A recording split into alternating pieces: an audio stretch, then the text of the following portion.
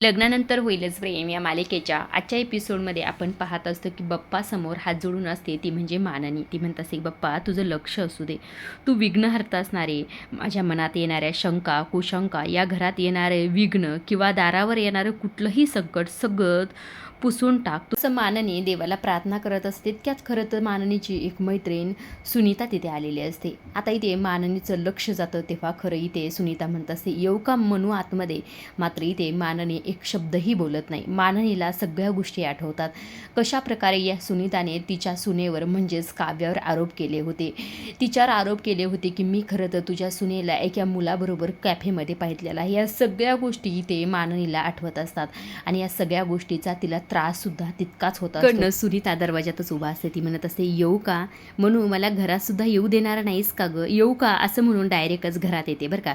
घरात आल्याबरोबर इकडनं माननी म्हणत असते, का आलीस तू इथे, तू कशाला आलीस इथे, मी तुला बोलवलं होतं का. मात्र इथे सुनीता म्हणत असते, एक ना म्हणू, माफ कर ना गं, मला सगळं काही ठीक आहे, माझं चुकलं गं, मला माहिती आहे बघ, मी तुला जे काही सांगितलं ते चुकीच्या पद्धतीने सांगितलं हे मला माहिती आहे. पण मला सांग ना, ते चुकीचं किंवा खोटं नव्हतं ना. आता मला ही 16 डिसेंबरच्या रीलनंतर मला बघून सगळं कळलं गं, सॉरी ना गं म्हणू दे ना सोडून सगळं काही, आता मला माफ कर. असं म्हटल्यानंतर माननी म्हणत असते, बरं ठीक आहे चालेल, असं म्हणून तिला गळाभेट वगैरे करते बरं का. गळाभेट झाल्यानंतर इकडनं सुनीता म्हणत असते, खरंच माझ्या एवढं मोठं मनावरचं ओझं उतरलं, मला फार बरं वाटतंय. आता दोघी गळाभेट करून इथे माननी तिला इकडे हॉलमध्ये घेऊन येते. हॉलमध्ये घेऊन आल्याबरोबर दोघी इथे हॉलमध्ये बसल्यानंतर इथे माननी म्हणत असतात, तुला खरं सांगू का, आयुष्यात आपण सगळेच चुका करतो, ही गोष्ट माझ्या लक्षात आली. बरं हे जाऊन दे सगळं काही, तू काय घेणार, शरबत घेणार का पनं घेणार. असं म्हटल्यानंतर सुनीता म्हणत असते, मी आणि शरबत, यावेळेससुद्धा तुम्हाला वाईन विचारली नाहीस ना. बरं जाऊ दे ग, हे सगळं काही सोडून दे, आपण नंतर काहीतरी पिऊया. पण मला खरं तर सगळ्यात आधी तुझ्याशी पोटभर गप्पा मारूया की गप्पा. पण तू अचानक अशी कसं काय आलीस. असं म्हटल्यानंतर सुनीता म्हणत असते, दोन कारणात. अगदीच खरं सांगू का, मला गेले काही दिवस झालं तुझी फार आठवण येत होती. आणि तुला एक गोष्ट सांगू का, आपली कर्म आपला पिच्छा कधीही सोडत नाहीत. बघ ना, तुझ्या दोन्ही सुना किती गुणी आहात, पण मी माझाच चष्मा तुझ्या डोळ्यावर चढवायला गेले आणि मी स्वतःची नजर गमावून बसले. कॅफे बंद पडला, माझे लेक आणि सून ऑस्ट्रेलिया निघून गेले. तुला माहिती आहे मी आजी झाले, पण आजपर्यंत माझ्या नातवाचा चेहरासुद्धा मी पण हे काय बोलत बसले म्हणू तुला. मला कळलं की तुझ्या दोन्ही सुना प्रेग्नेंट आहेत. म्हटलं चला आपल्या मैत्रिणीचं अभिनंदन करून येऊया. काय ना, तुझी गत माझ्यासारखी नाही ना, तुझी दोन्ही मुलं तुला मानतात, तुझ्या दोन्ही सुना तुझं ऐकतात, त्यामुळे तू तुझे नातवंड सगळ्यात आधी हातात घेशील, बरोबर ना. खूप छान, खरंच अभिनंदन म्हणू तुला. असं म्हटल्यानंतर माननी म्हणते, थँक्यू, पण हे सगळं काही तुला कोणी सांगितलं. असं म्हटल्यानंतर सुनीता म्हणते, अगं आशा, तुमची आशीची बहीण आहे ना माझ्या घरी कामाला, तिने खरं तर सांगितलं, मग मला कळलं. अगं कळल्याबरोबर मी मार्केटमध्ये गेले आणि जे समोर दिसेल ते सगळं मी घेऊन आले. असं म्हटल्यानंतर माननी म्हणते, अगं सुनीता, या सर्वांची काय गरज होती, आणि असंही बाळ येण्याआधी घरात खरं तर अशा वस्तू आणू नये, तुला माहिती आहे ना गं. त्यामुळे काय कर, ह्या जे काही आणलंस का तू तुझ्याकडेच राहू दे, नंतर दे बाई.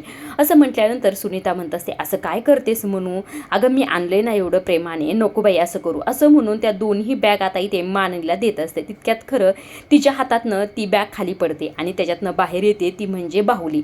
बाहुली पाहितलं की ते माननी तर फार हायपर होते बरं का, हायपर होते. इकडनं जी काही सुनीता असते ती म्हणत असते, बघितलंच ना ही बाहुली, अगं खास मटेरियलपासून ही बनली, त्याच्यावरनं गाडी जरी गेली ना तरी सुद्धा ह्याला काही होणार नाही. असं म्हटल्यानंतर माननीला तिचं स्वप्न आठवतं बरं का, ते बाहुलीवरनं गाडी वगैरे जाणं. ती तेव्हा लगेच हिला सुनीताला म्हणतं, तुला कळते का तू काय बोलतेस, गाडी वगैरे जाईल, तू कशाला आलीस मुळात, तू इथून जा बरं.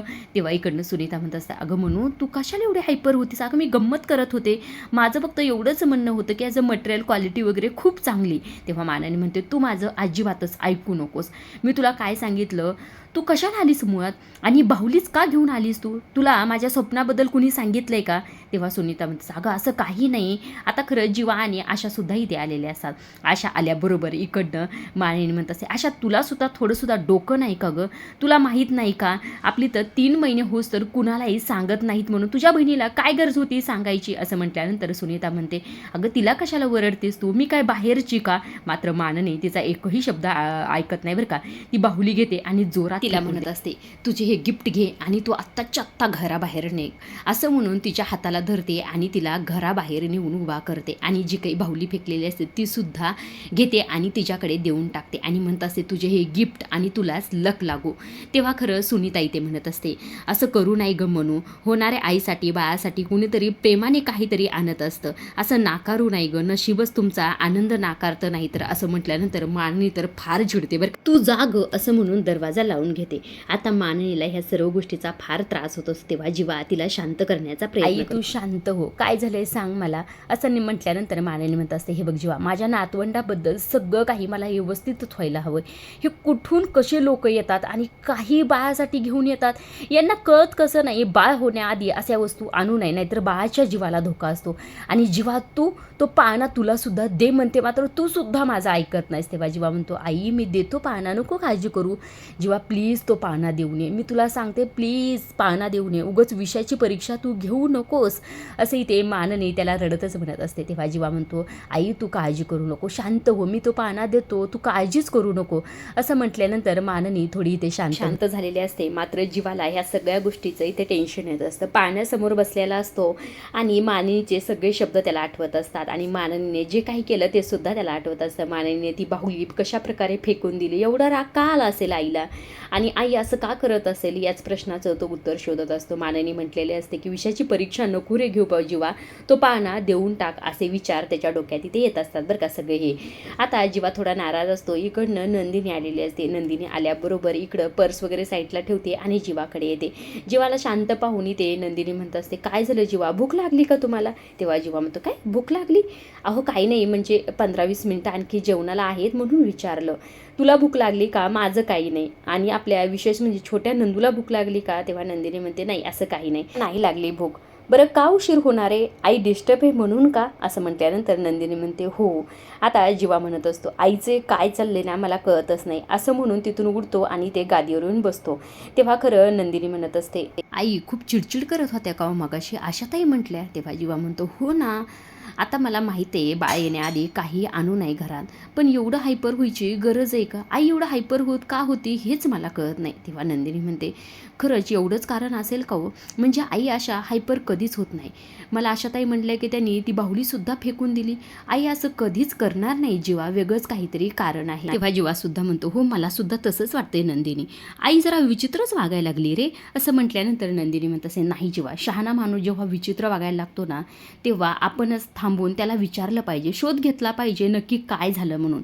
तुम्ही विचारलं का, आईशी बोललात का? तेव्हा जीवा म्हणतो मी नाही रे बाबा, मी जर विचारायला गेलो ना माझ्यावरच आई ओरडेल, मी नाही विचारत. तेव्हा नंदिनी म्हणते बरं ठीक आहे, तुम्ही नाही विचारलं मी विचारते, माझ्यावर आई नाही चिडणार, असं म्हणून विचारायला जात असे. तेव्हा जीवा म्हणतो आई नाही चिडणार, पण मी चिडेल बरं का, तू आत्ताच आलीस ना, फ्रेश वगैरे हो आणि नंतर जा आईला भेटायला, काय गळा भेट करायची ती सासूला करून घे नंतर, असं जीवाने म्हटल्यानंतर नंदिनी म्हणते ठीक आहे मी फ्रेश होते, असं म्हणून कपाटाकडे जाते.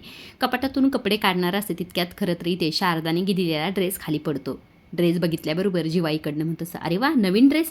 तेव्हा नंदिनी म्हणते हो जीवा, अहो मी तुम्हाला दाखवणारच होते, आईने खरं तर मला आणि काव्याला ड्रेस आणलेत असे दोघींचे सेम, असं म्हटल्यानंतर जीवा म्हणतो वा ट्वेनिंग का मग?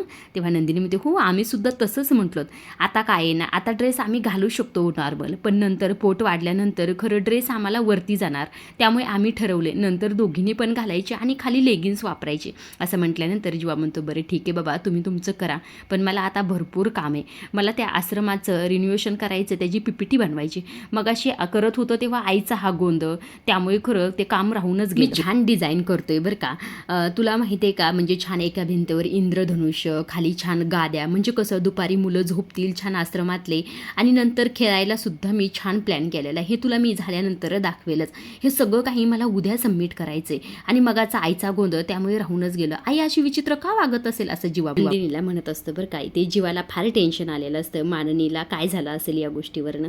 इकडे दुसऱ्या बाजूला माननीची सुद्धा हीच अवस्था असते. माननीला ह्या सगळ्या गोष्टी आठवत असतात, जेव्हा धनंजय म्हटलेले असतात की नंदिनीच्या आधी शारदाचे 2 मिसकॅरेज झालेलं आहेत आणि हे रिपीटसुद्धा होऊ शकतं. त्यानंतर खरं जीवाने जो काही पाळणा आणला होता ते सुद्धा त्याला आठवत असतं आणि त्याचबरोबर मगाशी तिच्या मैत्रिणीने सुनीताने जी बाहुली आणलेली असते ते सुद्धा आठवतं आणि नंदिनीने सांगितलेलं असतं की काव्याची प्रेग्नन्सी जरा नाजूक आहे, त्यामुळे तिची आपल्याला काळजी घ्यावी लागेल. ह्या सर्व गोष्टी आठवून खरं माननीचं डोकं हँग झालेलं असतं. ह्या सर्व गोष्टीचा विचार करून तिला नेमकं काय करावं आणि काय नाही हे सुचत नसतं. तेव्हा खरं तरी ते तिला त्या सुनीताचं बोलणंसुद्धा आठवतं. अगं जेव्हा बाळासाठी आणि बाळाच्या आईसाठी कुणीतरी काही आणतं ना, असं नाकारू नाही गं, नाहीतर नशीब तुमचा आनंद नाकारतो. हे सगळं आठवून तर तिला काही कळतच नसतं. तितक्यात खरं तरी ते मिथून काका आले. माननीला टेन्शनमध्ये पाहून मिथून काका म्हणतात, वहिनी कामात आहात का तुम्ही, मी नंतर येऊ का? तेव्हा माननी म्हणते, नाही नाही बोला ना तुम्ही, काही नाही आपलं नेहमीचंच. असं म्हटल्यानंतर लगेच माननी म्हणत असते, मिथून भाऊजी जर तुमचं नेहमीचंच कोडं सोडण्याचं असेल ना, तर आता प्लीज मला काही सांगू नका, कारण की माझं डोकं ना आता चालतच नाही आहे, मला फार टेन्शन आहे. असं म्हटल्यानंतर मिथून काका म्हणतात, नाही हो वहिनी, इथे कुठं शब्दकोड सोडतो मी, इथं माझ्या आयुष्याचं कोडं मला सोडता सुटे नाही. आता काय सांगू तुम्हाला वहिनी. असं म्हटल्यानंतर माननी म्हणत असते, काय झालं आहे नेमकं? वहिनी तुम्हाला म्हटलं नव्हतं का मी श्रेयाची फी हॉस्टेलची? असं म्हटल्यानंतर माननीच्या लक्षात येतं बरं का की मी विसरले. तेव्हा मिथून काका म्हणतात, वहिनी तुम्ही विसरलात, आता तुम्ही सुद्धा विसरायला लागलात, आय डोंट लाईक धिस. असं म्हटल्यानंतर माननी थोडी शांत होते बरं का. तेव्हा लगेच माननी म्हणत असते, काय ना मिथून भाऊजी, मी खरं तर आता वय झालं आहे ना माझं, आता आजी होणार आहे, नातवंड होणार, त्यामुळे मी पैसे काढायचे सुद्धा विसरले, तुम्हाला द्यायचे सुद्धा विसरले. नेहमी देते ना मी तुम्हाला, मग यावेळेस सुद्धा देईन ना, उद्या देईल मी. असं म्हटल्यानंतर मिथून काका म्हणतात, हो ठीक आहे चालेल. असं म्हणून आता मिथून काका तिथून निघून जातात. माननीला इथं टेन्शन होतं, मी मुगच मिथून भाऊजीवर वरडले बरं का, म्हणजे त्यांची काहीच चूक नव्हते, मी त्यांना बोलायला मिथून भाऊजी असं म्हणून जातच असते. तितक्या समोरून वसू येते. वसू आल्याबरोबर, अगं मिथून नाही मी आहे. आणि माननी मला एक गोष्ट कळत नाही, ती तुझी मैत्रीण सुनीता कशाला आली होती? तिच्यामुळे सगळ्या गोष्टी आपल्या घरात झालेल्या होत्या, तुला आठवत नाही का? असं म्हटल्यानंतर माननी म्हणते, वसूताई आता तुम्ही शांत व्हा, मला त्या कटू आठवणी आणि तुमच्यासोबत वाद घालायला सुद्धा अजिबातच आता मूड नाही आहे, मला फार टेन्शन आहे हो, तुम्हाला जर काम नसेल ना तर तुम्ही जा इथून. असं म्हटल्यानंतर लगेच वसू म्हणते, अगं तू जा. माननी म्हणते, काय? अगं हो, तू गुरुजींकडे जा, गेले काही दिवस झालं बघते तू किती टेन्शनमध्येस, किती चिडचिड करतेस, हे मला नाही बाई बघवत. आणि त्या गुरुजींनी सुद्धा मला एक कोडं टाकलंय. असं म्हटल्यानंतर माननी म्हणते, कोणतं कोडं? अगं नको बाई, जाऊ दे, तुला टेन्शन येईल. अहो सांगा वसूताई, जाऊ द्या, मला आधीच भरपूर टेन्शन आहे, सांगा काय आहे तर. असं म्हटल्यानंतर लगेच वसू म्हणत असते, अगं काही नाही, रम्याला आणि मला गुरुजींनी सांगितलं की काव्याच्या हातात बाळ दिसते. असं म्हटल्यानंतर माननीला छान वाटतं बरं का. लगेच समोर वसू म्हणत असते, पण ती असं नाही गं म्हटले की त्यांना काव्याचंच बाळ तिच्या हातात दिसतंय म्हणून. असं का बरं म्हणाले नसतील गुरुजी? ह्या गुरुजींच्या संकेताचं आणि कोड्याचं काही बाई कळत नाही. असं म्हणून मुद्दाम खरं तिथून निघून गेले. या सर्व गोष्टीचं माननीला फार टेन्शन आलेलं असतं. माननीच्या डोक्यात आधीच टेन्शन असतं आणि त्यात भर ह्या वसूने केलेली असते. इकडे दुसऱ्या बाजूला जो काही विजय असतो तो बर्गर खाता असतो. तितक्यात खरं वसू आलेली असते. वसू आल्याबरोबर विजय म्हणत असतो, बसा बसा बर्गर खा, टेन्शन छोडोवर बर्गर खावं. काय झालं, खा की बर्गर. काय हो खाता बर्गर? मी म्हटलं होतं की उद्या सगळेजण घराबाहेर असले, ते नंदिनी आणि पारसुद्धा घरातच राहणार आहे, फक्त तेवढा जीवा जाणार आहे बाहेर. असं म्हटल्यानंतर इकडनं विजय म्हणत असतो, तुम्ही नका टेन्शन घेऊ, मी सगळ्यांचा बंदोबस्त करतो, आधी त्या मिथूनचा बंदोबस्त करतो. असं म्हटल्यानंतर वसू म्हणत असं, मिथून? अरे ती पाल आहे, पाल एक नंबरची, देशमुखांच्या घराला चिकटणारी. असं म्हटल्यानंतर विजय म्हणत असतो, तुम्ही नका टेन्शन घेऊ, मी त्यांना कसं घराबाहेर काढायचं हे मी बघेल, फक्त त्यासाठी तुम्हाला थोडे पैसे खर्च करावे लागतील. असंही ते विजयने वसूला म्हटलेलं असतं. आता इकडे दुसऱ्या बाजूकडे मिथून काका फार टेन्शनमध्ये आलेले असतात. आता श्रेयाची फी कशी भरायची याच गोष्टीवरती ते विचार करत असतात. तितक्यात खरं इथं आगीत तेल ओतायचं काम करायला आलेला असतो तो म्हणजे विजय. विजय आल्याबरोबर लगेच गाणंच म्हणायला सुरू करतो, उघडदार देवा आता उघडदार देवा, बरं का. तेव्हा मिथून काका म्हणतात, अरे वा मस्तच की, आज घरचा रेडिओ बंद पडलाय म्हणून तुम्हाला गाण्याची वेळ आली का? अहो गाणं कोण गाते ते जाऊ द्यावं, पण गाण्याचे बोल काय, उघडदार देवा उघडदार. असं म्हटल्यानंतर मिथून काका म्हणतात, म्हणायचं तरी काय तुम्हाला नेमकं, खरंच तुम्हाला कळत नाही का, मंदत का तुम्ही? तेव्हा इकडनं मिथून काका म्हणत असतात, काय आहे ना, माणसाने जसं असावं तसं वागावं, तुमचा मुद्दा काय आहे ते सांगा पहिलं मला. असं म्हटल्यानंतर डायरेक्टच विजय म्हणतो, श्रेयाच्या फीचं काय केलं तुम्ही? मिथून काका थोडे शांत होतात बरं का, सिरियस होतात. तेव्हा इकडनं विजय म्हणत असतो, हे खरे मिथूनराव, खांदे पडलेले हारलेले, फक्त वय वाढत राहिलं व कर्तृत्व शून्य. आता या वयात पैसे मागावे लागतात, यातच आलं का नाही मिथूनराव सगळं? असं म्हटल्यानंतर मिथून काकाला फार राग येतो बरं का. मिथून काका अक्षरशः त्याची कॉलरच पकडतात. तेव्हा विजय म्हणत असतो, अहो हे सगळं काही मी नाही म्हटलो, तुमच्या लाडक्या माननी वहिनी म्हटल्या. तेव्हा मिथून काका लगेच कॉलर सोडतात बरं का आणि म्हणत असतात, काय वहिनी माझ्याबद्दल असं त्या कधीही बोलणार नाहीत, त्या असं बोलूच शकत नाहीत असं म्हटल्यानंतर इकडनं लगेच विजय म्हणत असतो, अहो तुम्हाला असं वाटतंय त्या तशा नाहीत बोलणार, अहो हे देशमुख जसे दिसते तसे नाहीत म्हणून तर आपण फसतो ना. हे दिसतात ना प्रेमळ मायाळू पण आतून कठोर आहेत, कठोर. अहो खरंच मिथुनराव मी खरंच बोलतोय. हा हे बघा मी तुम्हाला मदत करायला तयार आहे बरं का, कधी माझ्याकडे या, माझ्याशी बोला पण प्रेमाने बोलायचं बरं का. असं म्हटल्यानंतर मिथुनी ते खरं विचारच करत असतो. हा विजय मुद्दाम उघड दार देवा आता उघड दार देवा हे गाणं म्हणत तिथून निघून गेलेलं असतो. मिथुन काकाला ह्या सर्व गोष्टीचं फार टेन्शन आलेलं असतं. आता इकडे दुसऱ्या काव्या आणि पार त्यांच्या रूममध्ये झोपलेले असतात. आता इथे काव्या पारच्या शेजारी असते, मात्र तिने इथे कूच बदललेली असते आणि एकदम साईडला येऊन झोपलेली असते बरं का, म्हणजे सरकत ती कॉटच्या कोपऱ्यात आलेली असते. इकडे दुसऱ्या बाजूला जी काही माननी असते ती झोपलेली असते, मात्र तिला परत एकदा ते स्वप्न पडलेलं असतं बरं का, बाहुली वरनं कुणीतरी फेकलेले आहे आणि तिचे हातपायी ते मोडलेले आहेत. हे सगळं काही स्वप्न माननीला जेव्हा पडतं माननी दचकन जागी होते आणि तिला इथे फार टेन्शन आलेलं असतं. इकडे काव्या कॉटच्या कोपऱ्यात आलेली असते, मात्र इथे जो काही पार्थ असतो ते पार तिला अलीकडे खेचतो आणि स्वतःजवळ घेत असतं, म्हणजे काव्या कॉटवरनं पडलेले नाही बरं का, कालच्या पुढील भागात हे दाखवलेलं होतं. इकडे माननीला हे स्वप्न पडलेलं असतं, त्यामुळे माननी इथे फार टेन्शनमध्ये आलेली असते. ती इथे स्वतःच्या मनाशी म्हणत असते, हे विचित्र स्वप्न मला असं का पडत असेल, बाहुलीच माझ्या स्वप्नात काय येत असेल आणि त्या सुनीताने सुद्धा बाहुलीच आणली होती. ए देवा हे सगळं काही काय चाललंय हेच मला कळत नाही. याच गोष्टीवर इथे माननी विचार करत असते बरं का. इकडे काव्या आणि पार्थ तर शांत झोपलेले असतात, मात्र पार्थने जे काही केश काढलेलं असतं का काव्याचं बाळ घेऊन ते इथे हवेच्या झोक्याने खरं तर खाली पडलेलं असतं, हवेने खाली आलेलं असतं. हे कोणतं दुसरं संकेत आहे खरं हे पाहण्यासारखंच आहे. इकडे दुसऱ्या बाजूला माननी टाईम बघते तर काय 3:30 वाजलेले असतात पहाटचे, तेव्हा ती म्हणते पहाटचं स्वप्न खरं होतात. देवा हे सगळं काही काय चाललंय, तिला इथे फार टेन्शन आलेलं असतं बरं का. आता इकडे दुसऱ्या बाजूला सगळेजण नाश्ता करायला बसलेले असतात, मात्र माननी ते फार शांत असते बरं का. तेव्हा पार्थ म्हणत असतो, आई काल सुनीता मावशी आली होती, ती परत काव्याबद्दल काही बोलली का, म्हणून तू चिडली होतीस का. असं म्हटल्यानंतर माननी म्हणते, तूच केलास ना जीवा हा चोंबडेपणा. असं म्हटल्यानंतर जीवा म्हणतो, आई तुझं काय चाललंय हे सगळं काही, माझं काय याच्यात, प्रत्येक वेळेस माझ्यावरच का धावून येतेस तू. तेव्हा माननी म्हणते, कारण तू मला न सांगता सर्व गोष्टी करतोस, तो पाळणा घेऊन आलास आणि आता तो देऊन सुद्धा टाकत नाहीस, म्हणलं आशाच्या मदतीने तो अडगळीत टाकतो सुद्धा टाकत नाहीस. तेव्हा पार्थ म्हणतो, आई शांत हो, जाऊ दे ना मी पण. असं म्हटल्यानंतर शांत होतं बरं का. इकडनं माननी म्हणते, काय तू आता काय आणलंस. तेव्हा पार्थ मनात विचार करतो, आईला जर माहीत झालं ना मी शर्ट आणि शूज आणले तर आई माझा जीवच घेईल. माननी म्हणते, तू सुद्धा काय बोल आता तू पार्थ.